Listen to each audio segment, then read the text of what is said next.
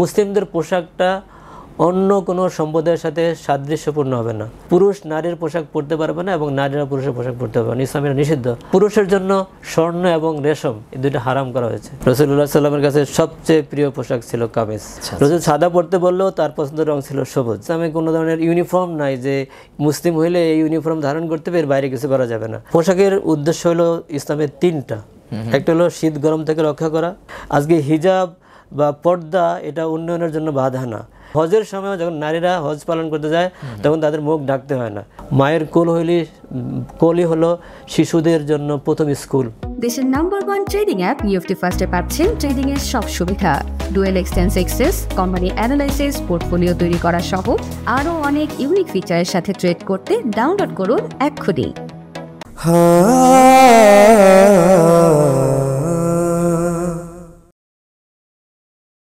আসসালামু আলাইকুম ওয়া রাহমাতুল্লাহি ওয়া বারাকাতুহু।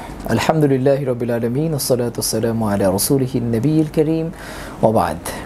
বাণিজ্য প্রতিদিনের নিয়মিত আয়োজন আপনাদের জনপ্রিয় শাশ্বত মুক্তির পথ অনুষ্ঠানে পৃথিবীর বিভিন্ন প্রান্ত থেকে যারা এই মুহূর্তে আমাদের অনুষ্ঠান দেখছেন কিংবা পরবর্তীতে আমাদের অনুষ্ঠান উপভোগ করবেন, আপনাদের সকলকে আন্তরিক শুভেচ্ছা, প্রীতি এবং অভিনন্দন জানাচ্ছি।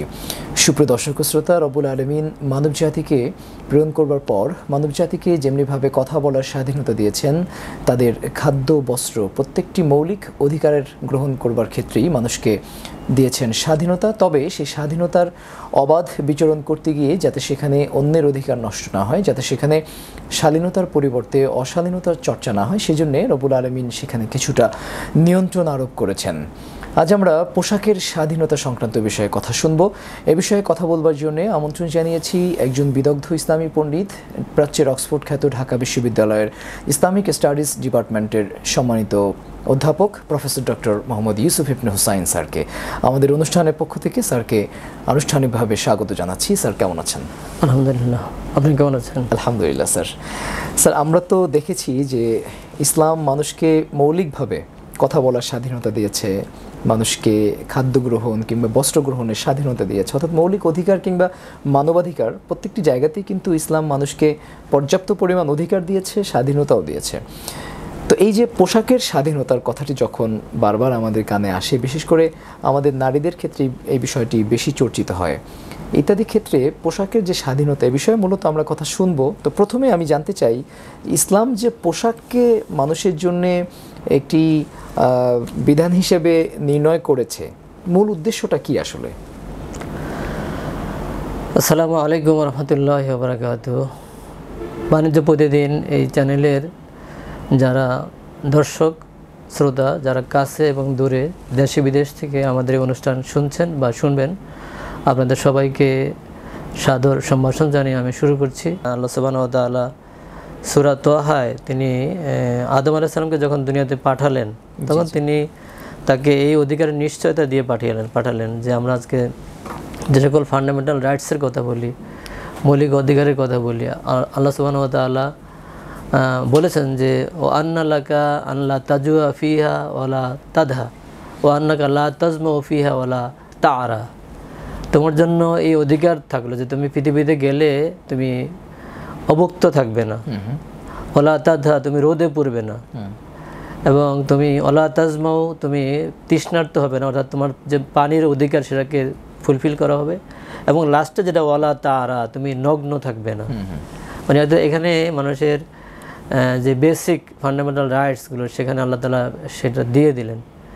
এবং পোশাকের যে বিষয়টি সেটি আমরা জানি, হযরত আদম এবং হাওয়া আলাইহিস সালামের যে সৃষ্টির ইতিহাস, আল্লাহ তাআলা আদমকে সৃষ্টি করেছেন এবং সৃষ্টি করার পরে তিনি হযরত হাওয়া আলাইহিস সালামকে সৃষ্টি করলেন। এবং আদম আলাইহিস সালাম পুরুষ এবং হাওয়া আলাইহিস সালাম নারী, এবং নারী পুরুষের ভিতরে যে প্রকৃতিগত যে পার্থক্য থাকে বা শালীনতা থাকে, সেটা আল্লাহ সুবহানাহু ওয়া তাআলা সৃষ্টির লগ্ন থেকেই তাদেরকে সেটা দিয়ে রেখেছেন। আল্লাহ সুবহানাহু ওয়া তাআলা তাফসিরে আসছে যে আদম এবং হাওয়া দুইজনকেই আল্লাহ সুবহানাহু ওয়া তাআলা নূরের পর্দা দিয়ে, নূরের পোশাক দিয়ে তাদেরকে ঢেকে রেখেছেন, যাতে করে একে অপরের লজ্জাস্থান দেখতে না পায়। আচ্ছা, তো সেখান থেকেই এবং পরবর্তীতে যখন শয়তানের প্ররোচনায় পড়ে আদম আলাইহিস সালাম নিষিদ্ধ ফল ভক্ষণ করলেন এবং তিনি সেখান থেকে বের হয়ে যাওয়া, যখন আদম আলাইহিস সালামের ফল ভক্ষণ করার পরপরই তাদের সেই নূরের পর্দাটা বা পোশাকটা সরে গেল। আচ্ছা, ও ওয়াসওয়াসা লাহুমা শাইতানু লিউবদিয়া লাহুমা মা উরিয়া মিন সাওয়াতিহিমা। সূরা আরাফে আল্লাহ সুবহানাহু ওয়া তাআলা বলছেন যে শয়তান তাদেরকে ওয়াসওয়াসা দিল লিউবদিয়া লাহুমা মা উরিয়া মিন সাওয়াতিহিমা, তাদের যে আওরাতকে তাদের থেকে গোপন রাখা হয়েছিল সেটা প্রকাশ করে দেওয়ার জন্য। তো সেইখান থেকেই আসলে এই আজকে যে বিবস্ত্র হওয়ার ইতিহাস, সেখান থেকে তখন আদম আলাইহিস সালাম স্বভাবতই তিনি খুব লজ্জিত হলেন এবং তিনি একটা গাছের আশ্রয় নিলেন, গাছের সাথে মাথা রেখে নিজেকে মানে ঢাকার চেষ্টা করলেন। তখন আল্লাহ বলছেন আমিন্নি তাফির, তুমি কি আমার থেকে পালাচ্ছ? তখন আল্লাহ সুবহানাহু ওয়া তাআলা আদম আলাইহিস সালাম বললেন আস্তাহিকা ইয়া রব, হে আমার রব, আমি আপনাকে লজ্জা পাচ্ছি।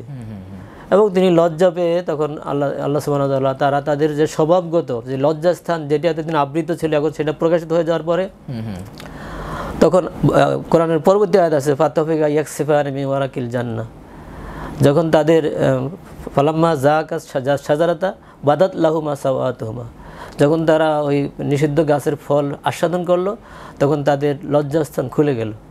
এবং ফাতাফিকা ইয়াকসিফানি মিন ওয়ারাকিল জান্নাহ, তখন তারা তাদের দুজনের লজ্জাস্থানকে তারা জান্নাতের পাতা দিয়ে, বর্ণনায় আসছে যে 3 বৃক্ষের পাতা দিয়ে তারা নিজেদেরকে ঢেকে রাখার চেষ্টা করলো। এবং সেটাই হলো যে এই যে কেউ তাদেরকে শিখায়নি, তাদের একটা পর্দা ছিল, একটা পোশাক ছিল, বেহেশতি পোশাক, নূরের পোশাক, সেই পোশাকটা যখন সরে গেল তখন আল্লাহ তাআলা বললেন তোমরা পাতা দিয়ে নিজেদেরকে ঢাকো। তারা নিজ থেকেই তারা তাড়াতাড়ি প্রথমে গাছের আড়ালে গেলেন এবং গাছের আড়ালে গিয়ে যখন নিজেকে ঢাকতে পারলেন না তখন গাছের পাতা ছিঁড়ে সেই পাতা দিয়ে নিজেকে আবৃত করলেন। এটা মানুষ হিসেবে ন্যাচারাল, একেবারে প্রকৃতিগত।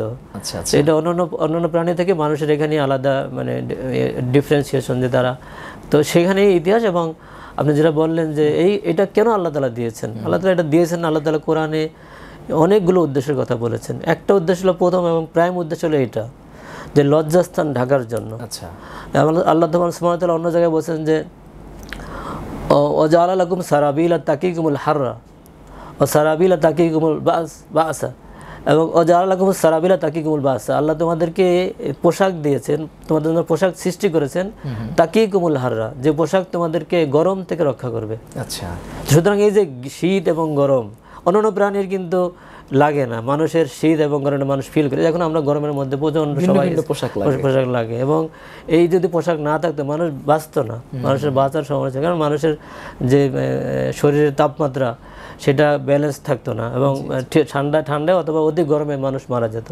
স্যার এই যে পোশাকের আপনি তো নিশ্চয়ই অনেকগুলো উদ্দেশ্যই আছে আপনি যেমনটি বলছিলেন, আমরা যদি নারী এবং পুরুষের ক্ষেত্রে পোশাকের কোনো ভিন্ন নীতিমালা আছে কিনা কোরআন এবং হাদিসে, এই বিষয়ে যদি একটু জানতে চাই। আপনাকে ধন্যবাদ। এটি অত্যন্ত একটা গুরুত্বপূর্ণ বিষয় যে আল্লাহ সুবহানাহু ওয়া তাআলা মানুষকে সৃষ্টি করে এবং যে পোশাক আমরা যেটা ইতিহাস দেখলাম বেহেশত থেকে শুরু হয়েছে এবং এখন পর্যন্ত আছে, সেই পোশাকের বিষয়ে ইসলামের কিছু প্রিন্সিপাল আছে, নীতিমালা আছে। এই নীতিমালাগুলো কিছু আছে কমন এবং কিছু নারী এবং পুরুষের জন্য আলাদা। কমন নীতিমালাগুলো হলো যে ইসলামের পোশাক, যে মুসলিমদের পোশাকটা অন্য কোনো সম্প্রদায়ের সাথে সাদৃশ্যপূর্ণ হবে না, মানে অন্য কোনো সম্প্রদায়ের যদি নির্দিষ্ট কোনো পোশাক থাকে মুসলমান তাদের থেকে ডিফার করবে, ভিন্ন কিছু করবে। অর্থাৎ বিশেষ করে ধর্মীয় কোনো পোশাক থাকলে অন্য ধর্মের লোকদের পোশাক মুসলিমরা পরবে না, এটা হলো একটা প্রথম নীতিমালা। আরেকটা নীতিমালা হলো পোশাকটা খোলামেলা হতে হবে, ঢিলেঢালা হতে হবে, পোশাকটা খুব টাইট হবে না, গায়ের সাথে আস্তে পিস্টে লেগে যায় এমন হতে হবে না। তারপর হলো পোশাকটা ট্রান্সপারেন্ট হতে পারবে না, মানে পোশাকটা একেবারে ফিনফিনে সব দেখা যাচ্ছে, শরীরে এক্সপোজড হচ্ছে এমন হতে পারবে না। এবং পোশাকের মধ্যে মানে অহংকারের কোনো বিষয় থাকতে পারবে না, অর্থাৎ যেমন সে পোশাকটা খুব জৌলুসের সাথে মখমল দিয়ে কারুকার্য করে পড়লো, অথবা পোশাকটা সে জেরুজালেম কবজি পর্যন্ত পড়তেন, কবজির বাইরে গিয়ে আলখেল্লা ঝুলিয়ে দিল, অথবা পায়ের নিচে যে মুসবিল এজারাহু ইসবাল করে দিল। এই ধরনের নীতিমালার মধ্যে যে পোশাকটা উদ্ধত্ত এবং অহংকার প্রকাশ না পায় এমন পোশাক হতে হবে। এগুলো কমন নারী পুরুষ সবার জন্য। আর পুরুষের জন্য যে কিছু নীতিমালা আছে সেটা হলো যে পুরুষরা নারীদের পোশাক পরবে না, কারণ আল্লাহ সুবহানাহু ওয়া তাআলা পুরুষদেরকে পুরুষের মজ্জাগত স্বভাব দিয়ে সৃষ্টি করেছেন, সেই স্বভাবের সাথে নারীর পোশাক যায় না। আবার নারীদেরকে নারীর স্বভাব দিয়ে সৃষ্টি করেছেন, সেই স্বভাবের সাথে পুরুষের পোশাক যায় না। সুতরাং পুরুষ নারীর পোশাক পরতে পারবে না এবং নারীরা পুরুষের পোশাক পরতে পারবে না, ইসলামের নিষিদ্ধ। আল্লাহ রাসূল সাল্লাল্লাহু আলাইহি ওয়াসাল্লাম বলেছেন লান আল্লাহুল মুতাশাব্বিহিনা বিন-নিসা ওয়া লান আল্লাহুল মুতাশাব্বিহাত বির-রিজাল। যে সকল পুরুষরা নারীদের সাথে সাদৃশ্য রাখে পোশাক আশাকে তাদের আল্লাহ লানত করেছেন, এবং যে সকল নারীরা পুরুষের সাথে সাদৃশ্য রাখে পোশাক পরে তাদেরকে আল্লাহ লানত করেছেন। এই জন্য পুরুষ কখনো নারীর পোশাক পরতে পারবে না, নারীর থ্রি পিস পুরুষ পরতে পারবে না। আরেকটা হলো যে পুরুষের জন্য স্বর্ণ এবং রেশম এই দুইটা হারাম করা হয়েছে। আল্লাহ রাসূল সাল্লাল্লাহু আলাইহি ওয়াসাল্লাম বলেছেন যে জাহাব এবং হারির এই দুইটা আমার উম্মতের পুরুষদের জন্য হারাম এবং নারীদের জন্য হালাল, হালালুল লিনাসিহা। সুতরাং এই পুরুষরা এই মানে স্বর্ণের পোশাক অথবা রেশমের পোশাক পরতে পারবে না। এক্ষেত্রে কোনো ফকি বলেছেন যে আস্তারা দিতে পারবে, অর্থাৎ পোশাক না পরে পোশাকের ঘের দিতে পারবে, তবে সেটা নট মোর দেন 4 ফিঙ্গার্স, 4 আঙ্গুলের বেশি হতে পারবে না। 4 আঙ্গুলের মতো তারা কি করতে পারবেন, মানে ঘের দেওয়ার জন্য, বর্ডার দেওয়ার জন্য সেটা ব্যবহার করতে পারবেন, হারির অথবা হারির, আর স্বর্ণ তো ব্যবহার করতে পারবে না। জি, তো এই হলো। আর নারীদের জন্য আলাদা হলো, নারীরা যেমন পুরুষের সতর হলো নাভি থেকে হাঁটু পর্যন্ত, এটুকু পুরুষ ঢাকতে হবে, এটুকু ঢাকা ফরজ। আর বাকি অংশ তারা যেহেতু এটা ভদ্রতার বহিঃপ্রকাশ না যে খোলা রাখা, এই জন্য সেটাও ঢাকবে। কিন্তু নারীর জন্য মুখ এবং হাতের কবজির বাইরে পুরো শরীর ঢেকে পোশাক পরতে হবে। আবার নারীর জন্য যেটা বললাম, পুরুষের পোশাক পরতে পারবে না, নারীরা ভিন্ন ধর্মী নারীদের পোশাক পরতে পারবে, অন্য ধর্মের নারীদের পোশাক পরতে পারবে না, তারা সকল কালার তারা পরতে পারবে, কিন্তু পুরুষরা লাল পোশাক পরতে পারবে না, এর মতানৈক্য আছে। এবং বিশেষ করে জাফরান যে রঙটা, এই রঙের পোশাক পুরুষদের নিষেধ করেছেন। তো এখানে একটু বলে রাখি দর্শকদের, শ্রোতাদের জন্য, যে অনেকে আমরা হাদিসে আসছে আনি সাউবিল মুআসফার আইন দিয়ে, তো মুআসফারের অর্থ অনেকে হলুদ করে, আসলে হলুদ হবে না, এটা জাফরান। আসফার হামজা দিয়ে হলো অর্থ হলো হলুদ, আর এই শব্দটা আসছে আইন দিয়ে, মিম আইন সদ পারা, মুআসফার মানে জাফরান কালার। জাফরান কালারের কোনো পোশাক পরতে রাসূল পুরুষদেরকে নিষেধ করেছেন। নবী সাল্লাল্লাহু আলাইহি ওয়াসাল্লাম এটা পরতেন না, কিন্তু হলুদ পোশাক পরা যাবে। ইবনে উমর রাদিয়াল্লাহু তাআলা হলুদ টুপি পরতেন। তো সুতরাং হলুদ পোশাকে হলুদ অনুবাদটা ঠিক না, এই জন্য হলুদ পোশাক পুরুষরা পরতে পারবে। লালের বিষয়ে কথা আসছে, একটা হাদিসে আসছে রাসূলুল্লাহ লাল পোশাক পরেছেন, তবে যারা বিরোধিতা করছেন তারা বলছেন তিনি লাল পোশাক পরেননি, ওই পোশাকে লাল মানে লাল সুতা দিয়ে কাজ করা ছিল, এমব্রয়ডারি করা ছিল, সেই পোশাক পরেছেন। সুতরাং লাল পোশাকটা না পরাই পুরুষের জন্য ভালো, যদি পরলে কোনো গুনাহ নেই। এর বাহিরে এই যে লাল কারুকার্য করা বা লাল এমব্রয়ডারি করা, এর বাহিরে রাসূল সাল্লাল্লাহু আলাইহি ওয়াসাল্লাম আর কি পোশাক পরিধান করতেন?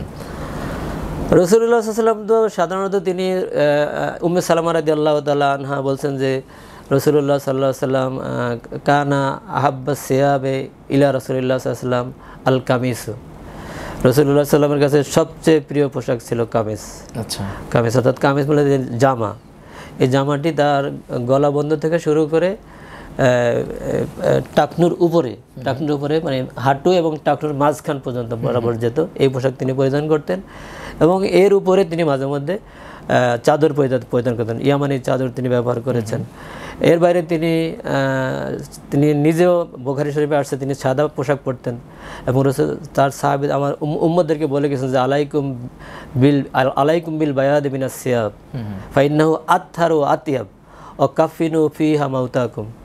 তোমরা নিজেরা সাদা কাপড় পরো, কারণ এটা অধিক পরিচ্ছন্ন এবং পবিত্র, এবং তোমরা তোমাদের মৃতদেরকে সাদা কাপড়ে দাফন করো। অর্থাৎ রাসূল সাল্লাল্লাহু আলাইহি ওয়াসাল্লামের পছন্দের রং সাদা ছিল, এবং এই জন্য জুমার দিন সাদা কাপড় পোশাক পরে যেতেন, এবং জুমার দিন সাদা পোশাক পরে যাওয়া মুস্তাহাব। ঈদের দিন তিনি নতুন পোশাক পরে যেতেন। এবং তিনি তাবুকের অভিযানে যখন গিয়েছেন তখন তিনি লাবিসা মানে খুল্লাতান রুমিয়ান, তিনি এটি রুমি খুল্লা পরেছেন। তার মানে তিনি একই ধরনের পোশাক পরতেন না, তিনি যেখানে আপনি অন্য জায়গায় গেলে সেখানকার যে পোশাক, ওই পোশাকটা কিন্তু বিধর্মীরা বা খ্রিস্টানরা বানিয়েছে, সেটা বানানোর পরেও তিনি সেই পোশাকটা পরেছেন। অর্থাৎ ওদের সাথে সেটা আবার ছিল, সেটা হাতাটা ছোট ছিল, বর্ণনা আসছে যে হাতা ছোট ছিল। আর সাধারণ তিনি যেটা পরতেন সেটা তার হাতাটা কবজি পর্যন্ত থাকতো, কিন্তু রুমি খুল্লা যেটা পরেছেন সেটার হাতা ছোট ছিল, শর্ট হাতা ছিল। এটা তিনি পরিধান করেছেন। রাসূলুল্লাহ সবুজ পছন্দ করতেন, তিনি সবুজ পোশাক পরিধান করতেন, এবং এটা অধিকাংশ সময় করতেন। আনাস রাদিয়াল্লাহু তাআলা বর্ণনা করেছেন, এবং দুইটা পোশাক পরতেন, একটা নিচের অংশে একটা উপরের অংশে, দুইটাই সবুজ ছিল। এটা তিনি পছন্দ করতেন, সবুজ রংটি। রাসূল সাদা পরতে বললেও তার পছন্দের রং ছিল সবুজ। আচ্ছা এবং আজকে আমরা যেটা দেখতে পাচ্ছি যে রসুলের সেই পছন্দের কারণেই হয়তোবা তার যে মানে মাকবারা রাউদা মিন রিয়াদিল জান্নাহ সেটার অ্যাপ্রোচটা একটা সবুজ আয়বন করা হয়েছে, সবুজ আয়বন করা হয়েছে। জি আচ্ছা আচ্ছা স্যার, আমরা তো পোশাকের স্বাধীনতা এই টার্মটা খুব বেশি শুনি, তো এইটার সাথে কি ইসলামের আসলে কোনো সম্পর্ক আছে নাকি কোনো সংঘর্ষ আছে? ধন্যবাদ। এটার সাথে ইসলামের কোনো সংঘর্ষ নেই বা পোশাকের স্বাধীনতা, ইসলাম যে পোশাকের কথা বলেছে সেই পোশাক হলো যে আমি বলেছিলাম যে বিধর্মীদের পোশাক পরা যাবে না বা অন্য ধর্মের কোনো সিমটম ধারণ করা যাবে না, কিন্তু এর বাইরে পুরুষের যেটা আওরাত সে আওরাতকে এটা ওয়াজিব, কিন্তু মানে আওরাত বা গুপ্ত স্থান লজ্জাস্থান ঢাকা ওয়াজিব। নারীর তো লজ্জাস্থান মানে নারীর আওরাত হলো পুরো মাথা থেকে পা পর্যন্ত। তো সেটা এই যে স্বাধীনতা এটা ইসলাম দিয়েছে, এখানে ইসলাম বলেনি যে তোমরা সবাই এই কালারের জামা পরো। রাসূল আমরা দেখতে পাচ্ছি যে তিনি সাদা পরতেন, সবুজ পরতেন, রুমি পোশাক পরতেন, ইয়ামানি চাদর পরতেন, এখানে ভেরিয়েশন ছিল। সুতরাং এখানে আমাদের ইসলামে কোনো ধরনের ইউনিফর্ম নাই যে মুসলিম হইলে এই ইউনিফর্ম ধারণ করতে হবে, এর বাইরে কিছু করা যাবে না। তো এর মানে হলো আমার যেটা মানে নেসেসিটি, আমার যেটা প্রয়োজন বা যেটা ইসলাম যেটুকু আমার যেটা অব্লিগেশন করেছে, এর বাইরে আমি যে কোনো পোশাক পরতে পারি, কারণ আমার এই পোশাকের বিষয়ে ইসলামের কোনো ইয়ে নেই। এবং রাসূলুল্লাহ সাল্লামের সাহাবা একরামের যে আচরণ বা রাসূলের যে আচরণ, সেখান থেকে আমরা দেখতে পাচ্ছি যে তিনি কখনো ওই যে কামিজ পরতেন, তিনি এজার পরতেন, এবং তিনি যখন রাত্রিবেলা ঘুমাতে যেতেন রাসূলুল্লাহ তখন তিনি এজারটা খুলে শুধু লুঙ্গিটা পরে ঘুমাতেন, যেন বর্ণ আসছে। তো এই ভেরিয়েশন এটা আছে, মানে কোনো নির্দিষ্ট পোশাক নেই। তবে মানে বাংলাদেশে বা যে কোনো মুসলিম কান্ট্রিতে বিশেষ কোনো ফোর্সকে চিহ্নিত করার জন্য তারা নির্দিষ্ট পোশাক পরতে পারে, যেমন আর্মিরা যখন ডিউটিতে থাকবে তখন তাদের পোশাকটা পরে নামবে, বর্ডার গার্ডরা তাদের পোশাকটা পরবে, পুলিশরা তাদের পোশাকটা পরবে। এই ক্ষেত্রে ইসলাম কোনো বাড় দেয়, এটা ইসলামের বিষয় না। আর আমাদের দেশে যেমন মানে একটা মোল্লা তৈরি করার জন্য মোল্লাদের একটা পোশাক থাকতে হবে, এর বাইরে কেউ কোনো কথা বললে সে আপনি তো নিজেই মোল্লা না, আপনি কেন কথা বলতেছেন, এই যে একটা ইয়ে দেওয়া হয়েছে, এগুলো ইসলাম অ্যালাউ করে না। কারণ মানে ইসলাম আলেমদের জন্য আলাদা একটা পোশাক, এই ধরনের কোনো ব্যবস্থা ইসলামের নেই। তাহলে আমাদের দেশের আলেমরা যে পোশাকগুলো আমরা যেমন পাঞ্জাবি বা জুব্বা পরিধান করে আছি, এটা যদি নির্ধারণ করে না থাকে, তাহলে কি আলেমরা জেনারেল প্যান্ট শার্ট বা জেনারেল পোশাকগুলো পরতে পারবে? না, প্যান্ট শার্ট পরতে আমি তো আগেও বলেছি যে মান তাশাব্বাহা বিকাওমিন ফাহুয়া মিনহুম। রাসূল বলছেন যে অন্য মানে ধর্মের বা অন্য জাতি গোষ্ঠীর লোকদের সাথে সাদৃশ্য রাখে, সে তাদের অন্তর্ভুক্ত হয়ে যায়। এখন আমাদের মুসলিমদের বা রাসূল ইসলামের যে পোশাক, আমি তো পোশাকটা ঢিলেঢালা হতে হবে, টাইট হওয়া যাবে না, ট্রান্সপারেন্ট হওয়া যাবে না, মানে ফিনফিনে সব দেখা যায় এমন হওয়া যাবে না। এই নীতিমালাগুলো মেনটেন করে যে কোনো পোশাকই পরতে পারে। এবং আমরা তো জানি আমাদের সাবকন্টিনেন্টে একটা মানে রিজার্ভেশন আছে, রিজিডিটি আছে এখানে, এগুলা বাইরে মানে আমরা পাঞ্জাবি ছাড়া কেউ যদি ইমামতি করে বা কেউ যদি খুতবা দেয় তাহলে মানুষের স্বাভাবিকভাবে নেয় না, কিন্তু মুসলিম বিশ্বে অন্যান্য জায়গায় এগুলো নেই। আল্লাহ বাহ্যিক কিছু দেখেন, ওয়ালাকিন ইয়ানজুরু ইলা কুলুবিকুম আমালিকুম, আল্লাহ অন্তর দেখে এবং আমল দেখে। সুতরাং আমি যদি প্যান্ট শার্ট পরে আমার যদি তাহাজ্জুদ গুজার হই, আমি যদি দান খয়রাত বেশি করি, আমি যদি মানব কল্যাণে নিজেকে নিয়োজিত করি, আমি যদি কোরআন সুন্নাহর কথা বিশুদ্ধ কোরআন তেলাওয়াত করতে পারি, কোরআনের তাফসীর করতে পারি, তাহলে এখানে কোনো সমস্যা নেই। আর আমি একেবারে ইসলামিক পোশাক পরলাম, কিন্তু সেখানে আমার জ্ঞানের সীমাবদ্ধতা থাকে, আমি আরবি বলতে পারি না, কোরআন হাদিস থেকে বলতে পারি না। তো এই দুই শ্রেণীর মধ্যে আমি তো প্রেফার করি যে শুটেড বুটেড হয়ে যদি সে যদি কোরআন সুন্নাহ থেকে রেফারেন্স দিতে পারে, শুদ্ধ তেলাওয়াত করতে পারে, তাহলে তার কথা শুনতে ইসলামে কোনো আপত্তি নেই। স্যার, ইসলামের যে পোশাক নিয়ে আমরা কথা বলছি, আধুনিক ফ্যাশনের সাথে কি ইসলামী পোশাকের কোনো বৈপরীত্য আছে, না ইসলামী পোশাকটাও আধুনিক ফ্যাশনেবল হতে পারবে? সেটাই আমাদের ধন্যবাদ আপনাকে। আমি আগেও আলোচনা থেকে আমরা বলছি, আল্লাহ সুবহানাহু ওয়া তাআলা সূরা আরাফের 26 নম্বর আয়াতে আমি আবারও বলছি যে পোশাকের উদ্দেশ্য হলো ইসলামের তিনটা। একটা হলো শীত গরম থেকে রক্ষা করা, আরটা আল্লাহ বলছেন যে দুইটা বলছেন ওই সূরা আরাফের 26 নম্বর আয়াতে, আউযু বিল্লাহি মিনাশ শাইতানির রাজিম, ইয়া বানি আদম কাদ আনজালনা আলাইকুম লিবাসান ইউয়ারি সাওয়াতিকুম, আমি তোমাদের জন্য পোশাক নাজিল করেছি, আবিষ্কার করেছি, সৃষ্টি করেছি, লিওয়ারি সাওয়াতিকুম, যাতে করে তোমরা তোমাদের লজ্জাস্থান আবৃত করতে পারো, ঢেকে রাখতে পারো। ও রিশা, এবং তোমাদের বেশভূষার জন্য, সৌন্দর্যের জন্য। এখানে দুইটা উদ্দেশ্য আছে। এটা হলো ইউআরি সাওয়াতিকুম, যাতে করে তোমরা তোমাদের লজ্জাস্থান রাখতে পারো, আর অরিশান, এবং এটা দিয়ে তোমরা তোমাদের নিজেদেরকে সৌন্দর্য অন্যের সামনে সুন্দর করে উপস্থাপন করতে পারো। তাহলে এই তিনটা হলো উদ্দেশ্য। একটা হলো শীত গরম থেকে রক্ষা করা, আর 2 নম্বর হলো লজ্জাস্থান ঢেকে রাখা, এবং 3 নম্বর হলো মানে সৌন্দর্য চর্চা বা নিজেকে অন্যের সামনে মানে সৌন্দর্য বোধ জাগিয়ে তোলা ইত্যাদির জন্য, মানে নিজেকে পরিপাটি করে অন্যের সামনে উপস্থাপন করার জন্য। তো এইখানে আমাদের যে বিষয়টা, সেটা ওই যে লজ্জাস্থান ঢেকে রাখা, ওলামায়ে কেরাম বলেছেন যে এই 3টা উদ্দেশ্যের মধ্যে ওইটাই হলো মূল, এবং ওখানেই ইসলাম বেশি জোর দেয়। তো সেইটা কারণ কোরআনের বারবার এই কথাগুলো বলা হয়েছে। এবং সূরা নূরে এই যে নৈতিকতার কথা বলা হয়েছে নারী পুরুষের, এবং সূরা আহজাবের নৈতিকতার কথা বলা হয়েছে যে অল হাফিজিনা ফুরুজাহুম আল হাফিজাত। তো এই যে লজ্জাস্থান ঢেকে রাখা নর এবং নারী উভয়কেই এটা বলা হয়েছে। এখন আমাদের যদি কোনো ফ্যাশন শোর মাধ্যমে এই লজ্জাস্থান খোলার ব্যবস্থা হয়, লজ্জাস্থানকে অন্যকে দেখিয়ে তাকে পাপে উৎসাহিত করার উদ্দেশ্য হয়, তাহলে সেটা ইসলামে কখনো অ্যালাউ করে না। কিন্তু আমি যদি ইসলামে আমার নারীর জন্য যে হিজাবের ব্যবস্থা করেছে, যে আল খেলার ব্যবস্থা করেছে, সেটা আমি যে পরে আমি ফ্যাশন শো করতে পারি, যে আমি একটা বোরকা প্রোডাক্ট করলাম, এই প্রোডাক্টটাকে মুসলিম বিশ্বে বা মুসলিম নারীদের জন্য উপস্থাপন করার জন্য আমি যে ইসলামের নির্ধারিত পোশাক সেটা পরে আমি এটা ফ্যাশন শো করতে পারি, এটা কোনো সমস্যা নেই। কিন্তু যে অঙ্গগুলো খোলা নিষেধ, সেই অঙ্গগুলো খুলে ফ্যাশন শো করা ইসলাম অ্যালাউ করে না। সুতরাং মুসলিম নারীরা এটা করতে পারে না। মুসলিম নামধারী কোনো নারী এটা করলে সে গুনাহগার হবে। এবং ইসলামের যে পোশাকটা আমরা দেখছি যে তাওয়াক্কুল কারমান যে নোবেল পুরস্কার পেয়েছে, হ্যাঁ ইয়ামানের, সে তো হিজাব পরেই নোবেল পুরস্কার পেয়েছে। সুতরাং আজকে হিজাব বা পর্দা এটা উন্নয়নের জন্য বাধা না। এবং ফ্যাশন শো করতে হলে হিজাব পরে করা যাবে না। ফ্যাশন শো করা মানে হলো নগ্ন হয়ে করা, একটা বিকিনি পরে, একটা সুইমিং পুলের পোশাক পরে করা, এটা ফ্যাশন শো হতে পারে না। ইসলামের যে ধরনের ড্রেস কোড অ্যালাউ করে, সেই ধরনের ড্রেস কোড পরেও মুসলিম বিশ্বের জন্য আলাদা ফ্যাশন শো করা যায়। আপনি নারীদের কথা বলছিলেন যে তাদের জন্য হিজাব বা বোরকার কথা বলছেন, এটি কি আসলে বাধ্যতামূলক নারীদের জন্য? আল্লাহ সুবহানাহু ওয়া তাআলা পবিত্র কোরআনে বলেছেন, সূরা আহজাবের মধ্যে বলেছেন যে ইয়া আইয়ুহান নবী কুল্লি আজওয়াজিকা ওয়া বানাতিকা ওয়া নিসাইল মুমিনিন আইয়ুদনিনা আলাইহিন্না মিন জালাবিবিহিন্না। ওমর রাদিয়াল্লাহু তাআলা আনহু এই আয়াতের যে রাসূলুল্লাহ সাল্লাল্লাহু আলাইহি ওয়াসাল্লামের কাছে বিভিন্ন ধরনের লোকজন আসতেন, এবং তখনও পর্দার বিধান নাজিল হয়নি। এবং সেখানে ওমর বলছেন যে আপনার কাছে বীর এবং ফাজের, ভালো মন্দ সব ধরনের লোকরা আসে, সুতরাং আপনি যদি আপনার ইসলাম আমারতা নিসাইকা ইহাজুবনা, তারা হিজাব করতো যদি নির্দেশ দিন, তখন আল্লাহ সুবহানাহু ওয়া তাআলা এই আয়াতটি নাজিল করলেন। এবং এই আয়াত নাজিলের মাধ্যমে মুসলিম নারীর জন্য পর্দাটা বা হিজাব পরিধান করা ফরজ করা হয়েছে।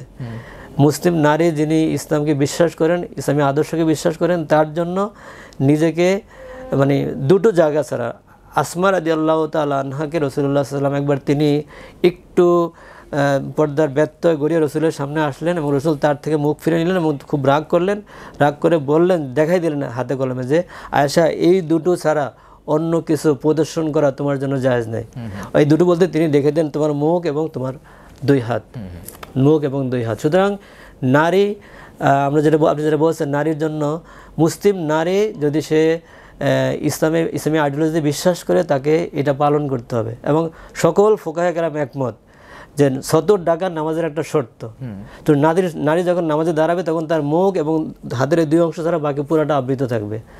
সুতরাং যেহেতু সতর ডাকা ফরজ, আর নামাজে দাঁড়াতে হলে তাকে এভাবেই দাঁড়াতে হয়। মুখ ঢাকলেও সমস্যা নাই, আবার মুখ খোলা রাখলেন, মুখটা যেহেতু আসমা রাদিয়াল্লাহু তাআলা আনহা বলেছেন যে তুমি এটুক এবং এটুক খোলা রাখো।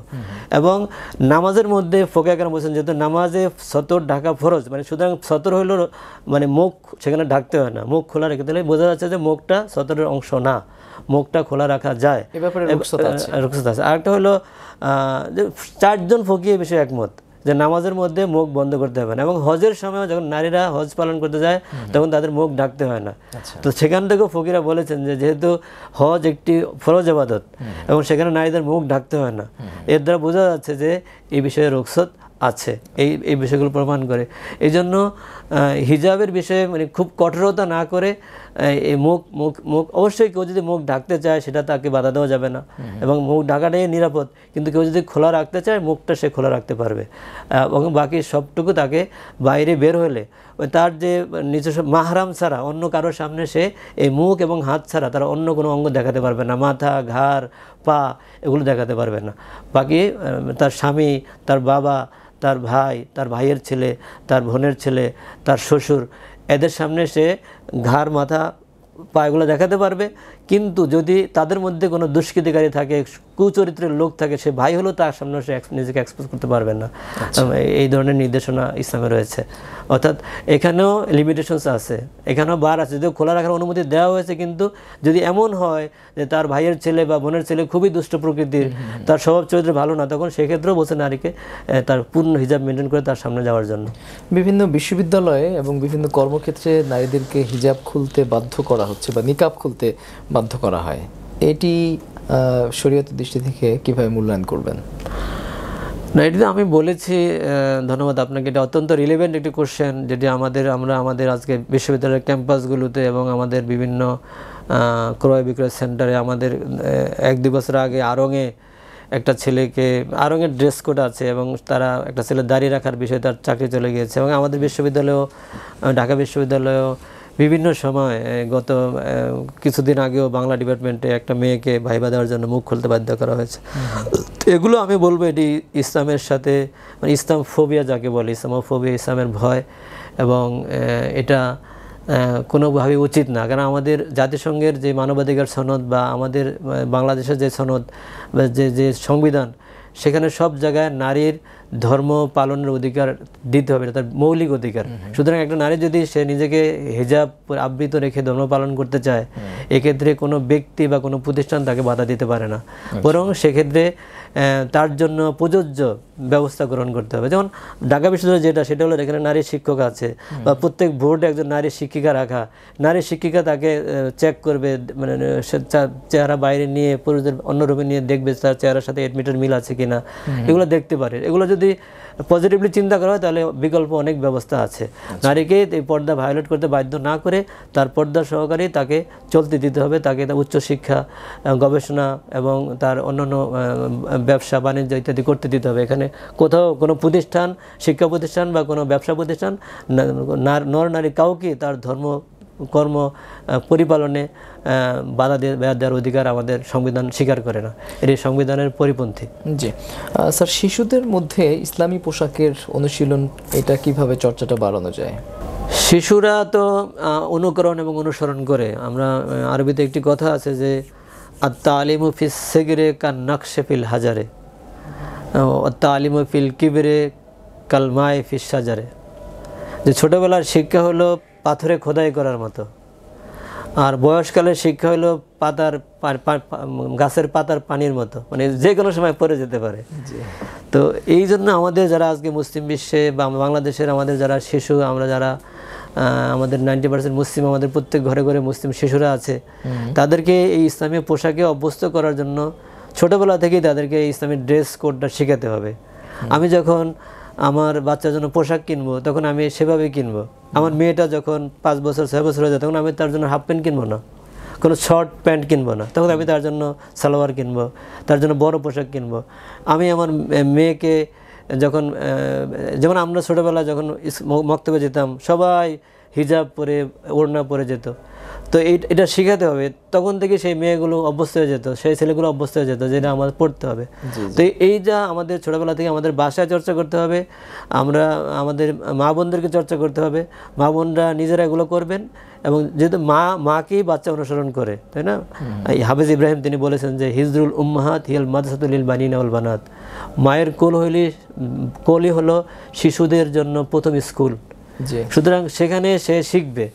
মা যদি নিজে হিজাব করে বাইরে বের হয়, মা যদি নিজে শালীন পোশাক পরে, ডেলার পোশাক পরে, মা যদি ট্রান্সপারেন্ট পোশাক না পরে, তখন সে বাচ্চাকে, বাচ্চা দেখে দেখে সেও শিখবে যেহেতু মা আমার মা এইভাবে পরে আমি এভাবে পরবো, বা আমার বাবা এইভাবে পরে আমি এভাবে পরবো।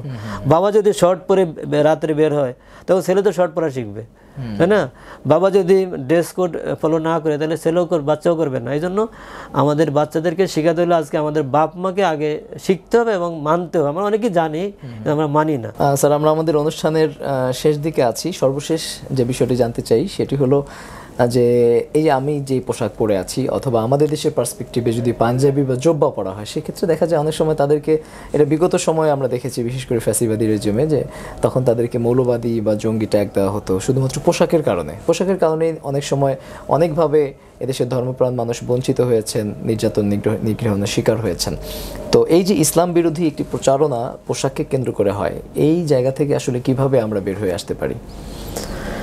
এই জায়গা থেকে বের হয়ে আসতে হলে আমাদের মানে আমাদের কারিকুলামে, যেটা আমাদের শিক্ষা দীক্ষায়, আমাদের সংস্কৃতিতে ব্যাপক পরিবর্তন আনতে হবে, এবং সেটা আমাদের রাজনৈতিক নেতৃত্বকে করতে হবে।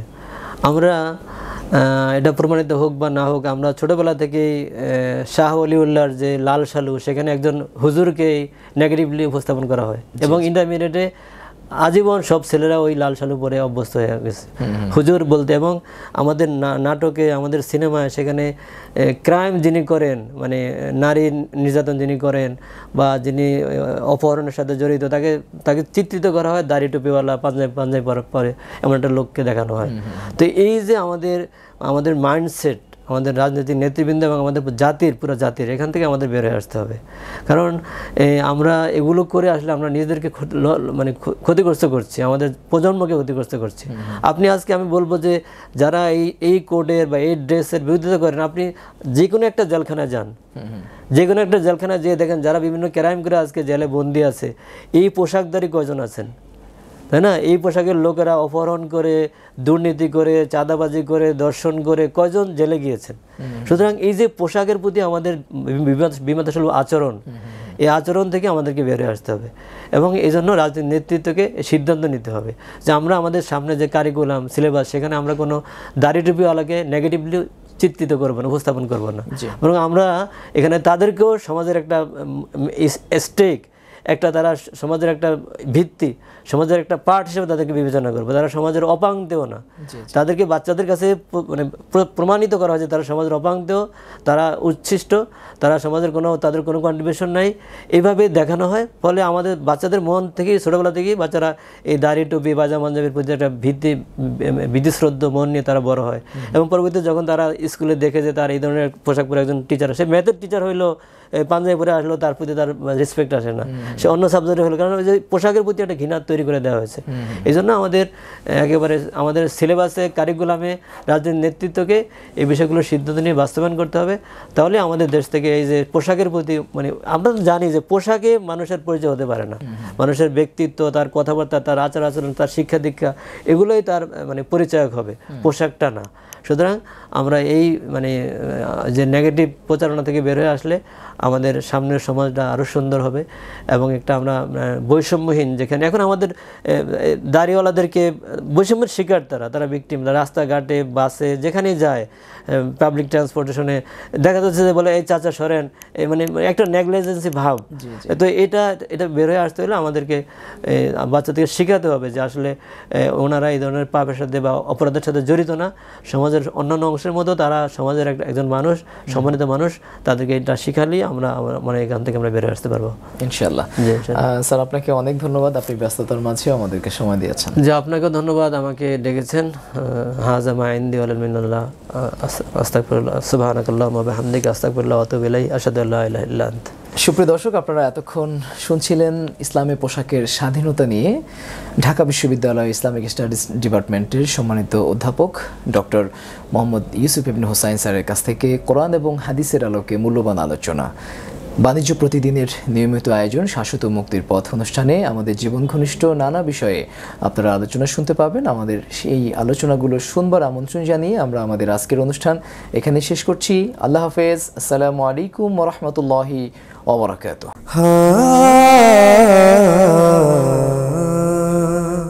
ইউএফটি ফার্স্টের সাথে ট্রেড করুন যে কোনো জায়গা থেকে, ক্যাম্পাসে ক্লাসের ফাঁকে, ঢাকার জ্যামে বসে কিংবা ঘরে বসে। ট্রেডিং এখন হাতের মুঠোয়, তাই ট্রেড করুন যখন খুশি, যেখানে খুশি।